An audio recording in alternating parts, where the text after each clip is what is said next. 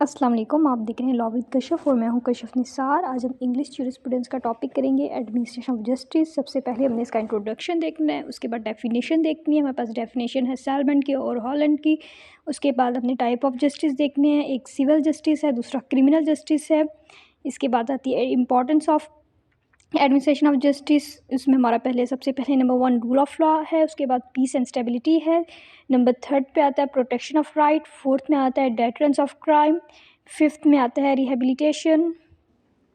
कहाँ गया 5th हमारा, रिहेबिलिटेशन ऑफ ऑफेंस आता है। उसके बाद 6 में आता है इकोनॉमिक डेवलपमेंट, 7th में आता है पब्लिक कॉन्फिडेंस।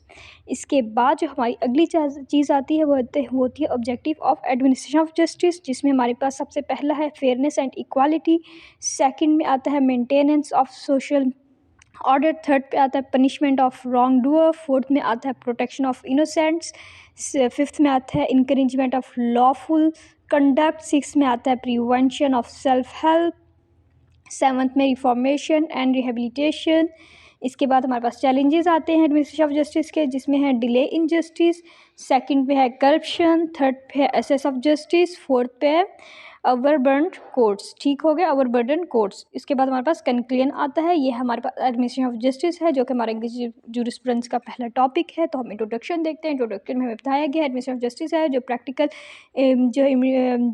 प्रैक्टिकल इम्प्लीमेंट है लॉ का स्टेट्स को इंश्योर करने के लिए ऑर्डर और फेयरनेस सोसाइटी में। उसके बाद ये जो है मोस्ट इम्पॉर्टेंट फंक्शन है स्टेट का, और जो कि डीपली रूटेड है प्रिंसिपल ऑफ ज्यूरिस्प्रूडेंस में। और जस्टिस जो हमारा प्ले करता है क्रूशियल रोल किस चीज़ में, maintenance the balance between the individual and the rights in the social interest. इसके बाद जो हमारी जो स्टेट से जुडिशियल सिस्टम है थ्रू कोर्ट्स और इंटरप्रेट्स करता है, इन्फोर्स करता है लॉ को किस में, to deliver the justice and resolve disputes. ये हमारा इंट्रो था, तो अब हम इसको देख लेते हैं। The administration of justice is the practical implementation of the law by the state to ensure the peace, order and fairness in the society। ठीक हो गया। एडमिनिस्ट्रेशन ऑफ जस्टिस क्या है, प्रैक्टिकल इम्प्लीमेंटेशन है लॉ की, किस में है कि बाय द स्टेट है, किस चीज़ के लिए, इंश्योर के लिए पीस, ऑर्डर एंड फेयरनेस किस में, सोसाइटी में। और उसके बाद अगली जो चीज़ है, it is the one of the most important function of the state. क्या है ये, स्टेट का बहुत इंपॉर्टेंट फंक्शन है is deeply rooted in the principle of jurisprudence. ठीक हो गया, जो डीपली रूटेड है कहाँ पे, प्रिंसिपल ऑफ ज्यूरिस्प्रूडेंस में। जस्टिस क्या करता है, प्ले करता है क्रूशियल रोल किस चीज़ में, maintaining the balance between the individual rights and the social interest. ठीक हो गया, जस्टिस प्ले करता है, justice plays a crucial role in maintaining the balance between the individual rights and the social interest. जो state हमारी है judicial system है, through the courts interprets the enforces law to deliver the justice and resolve disputes. ठीक, ये हमारा intro था। उसके बाद हमारे पास सब 2 डेफिनेशन हैं इंपॉर्टेंट। सबसे पहले हम सैलमन की देखेंगे, उसके बाद हॉलैंड की देखेंगे।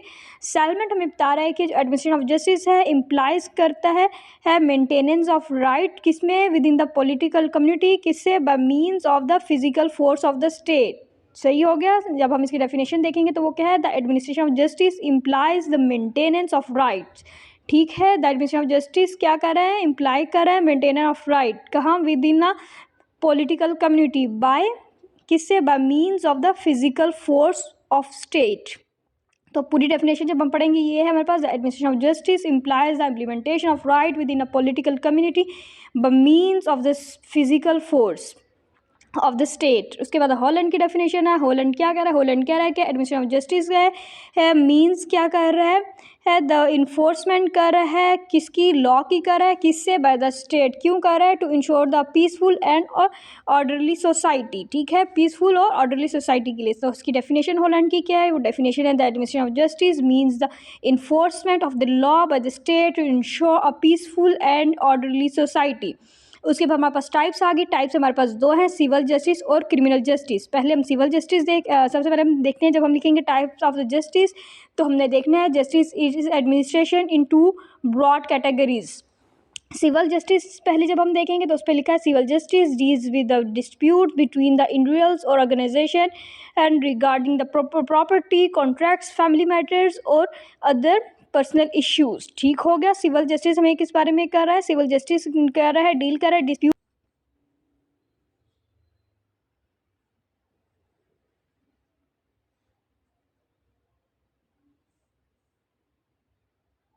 सिविल जस्टिस कह रहा है सिविल जस्टिस डील कर रहा है डिस्प्यूट्स के बारे में, किसके दरमियान में, बिटवीन द इंडिविजुअल्स और ऑर्गेनाइजेशन, लोगों या ऑर्गेनाइजेशन के दरमियान में, और रिगार्डिंग किसके, रिगार्डिंग जो मामलात हैं वो कौन से हैं, regarding the property, contracts, family matter और अदर पर्सनल इश्यूज़, और बाकी के जो पर्सनल इश्यूज़ हैं उनके बारे में कहाँ हो रहा है, सिविल जस्टिस में।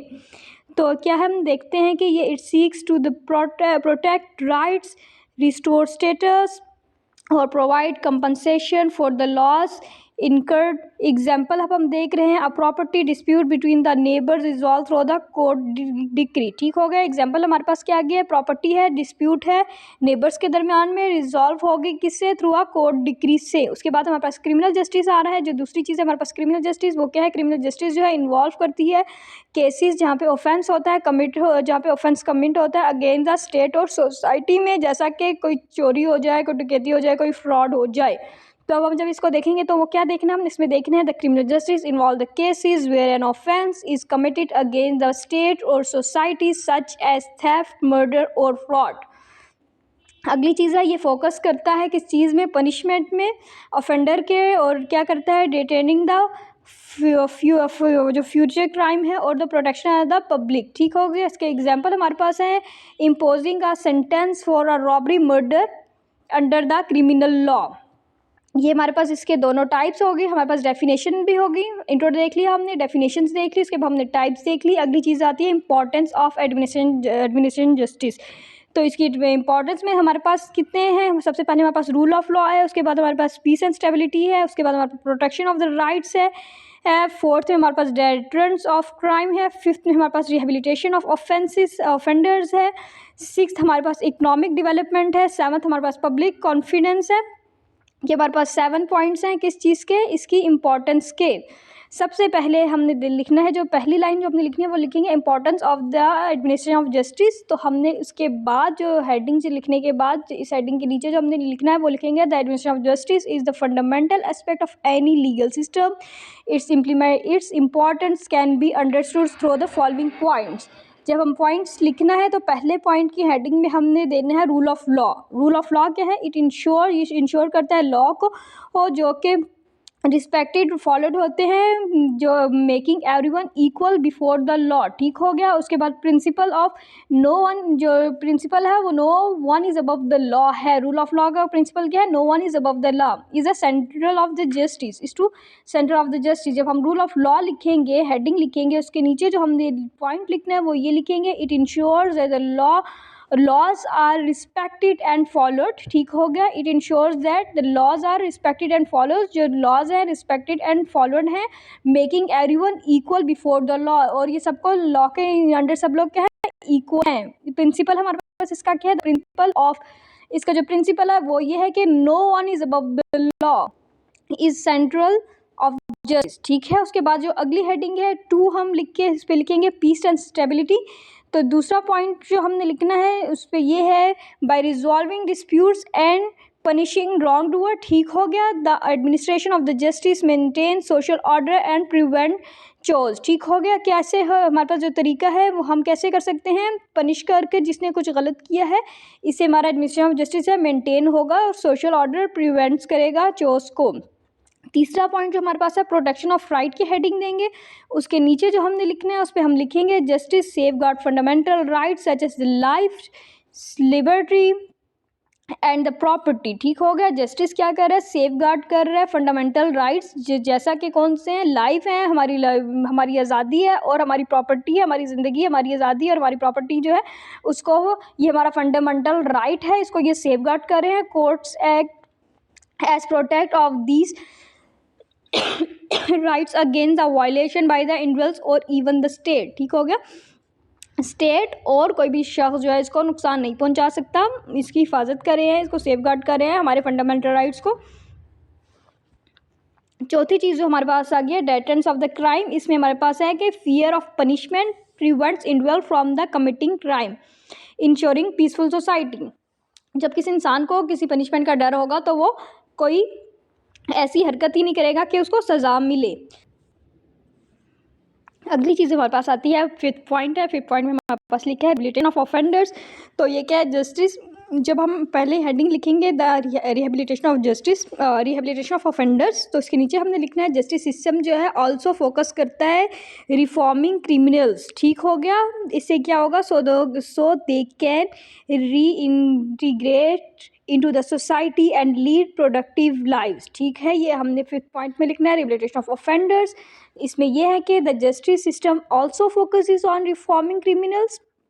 ठीक, उसके बाद फिर इसे क्या होगा, so they can reintegrate into society and leads productive lives. उसके बाद हमारे पास 6 पॉइंट आ जाएगा जिसमें हमने लिखना है इकोनॉमिक डेवलपमेंट। ये है कि फेयर जुडिशियल सिस्टम क्रिएट करता है, इन्वायरमेंट एंड जो है ऑफ ट्रस्ट। उसके बाद ये है कि ये अभी इसेंशियल है for the economic transaction and the business growth. ठीक हो गया।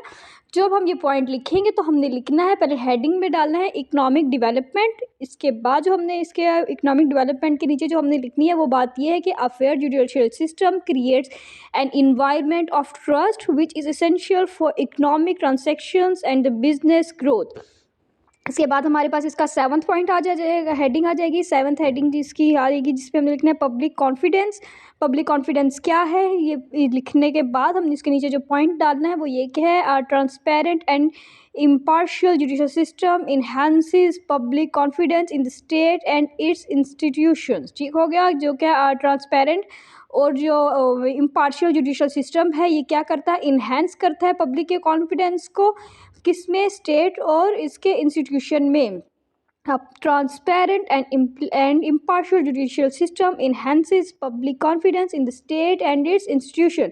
ये हमारे पास हो गया इसका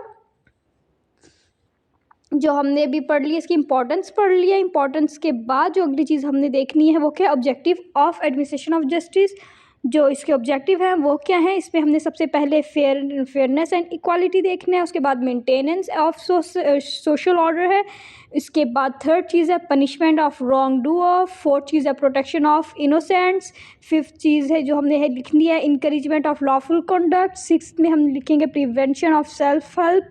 7th में रिफॉर्मेशन एंड रिहेबिलिटेशन। ठीक है, ये हमारे पास इसके ऑब्जेक्टिव्स हैं। अगर आप ये पॉइंट याद करें, बीच में आप खुद भी लिख सकते हैं, वरना आप यही वाली लिख लें जो बता रही हूँ। आपने खाली फेयरनेस एंड इक्वालिटी याद करें, मेंटेनेंस सोसाइटी, जो पॉइंट्स हैं याद कर लें, बीच में खुद भी लिख सकते हैं। पर ये देख लें फेयरनेस इक्वालिटी में क्या है, जो जस्टिस में B delivered without any discrimination. ठीक हो गया। जस्टिस क्या है, किसी भी डिस्क्रिमिनेशन के बगैर दिया जाए, बेसिक के मतलब ये कौन से मज़हब से, कौन सा जेंडर या कौन सोशल स्टेटस कुछ भी देखे बगैर जस्टिस जो है मिले। फेयरनेस एंड इक्वालिटी में आ जाता है। इसमें हम क्या देखेंगे, जब हम फेयरनेस एंड इक्वालिटी लिखेंगे तो इसके नीचे आएगा justice must be delivered without any discrimination on the basis of the race, religion, gender और सोशल स्टेटस। ठीक है, ये इसका ऑब्जेक्टिव है। दूसरा ऑब्जेक्टिव हमारे पास है maintenance of the social order, कि सोशल जो ऑर्डर है इसको मेंटेन किया जाए। इससे क्या होगा, इसको इन्फोर्स करने के लिए इन्फोर्स करने से जो हमारा जस्टिस सिस्टम है प्रिवेंट करेगा एनार्की एंड इंश्योर करेगा सोसाइटी को फंक्शन के लिए ऑर्गेनाइज मैनर्स में। ठीक है, तो हमने मेंटेनेंस ऑफ सोशल ऑर्डर लिखना है, हेडिंग डालनी है। उसके नीचे जो हमने पॉइंट है इसका ये है, by enforcing the laws the justice system prevents anarchy and ensures the society ही functions in an organise manner.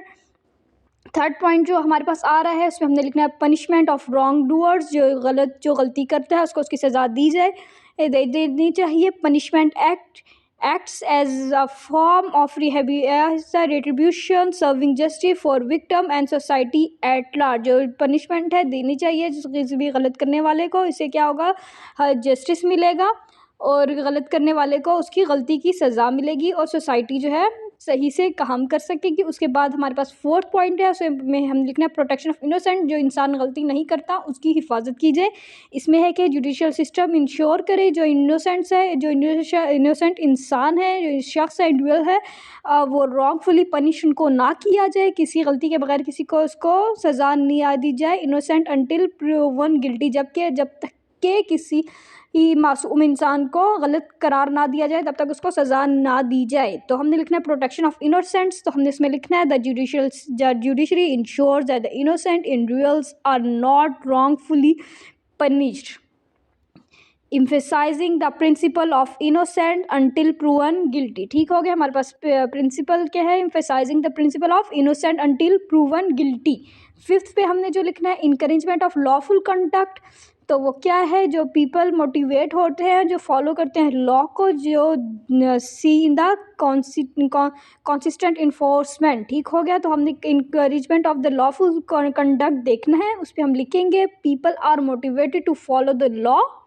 ठीक, वैन दे सी, जब वो लोग मोटिवेट कब होते हैं लॉ को फॉलो करने से, वो जब देखते हैं इट्स कंसिस्टेंट इन्फोर्समेंट, जब उसकी इन्फोर्समेंट हो रही होती है, enforcement of lawful conduct, people are motivated to follow the law when they see it consistent enforcement.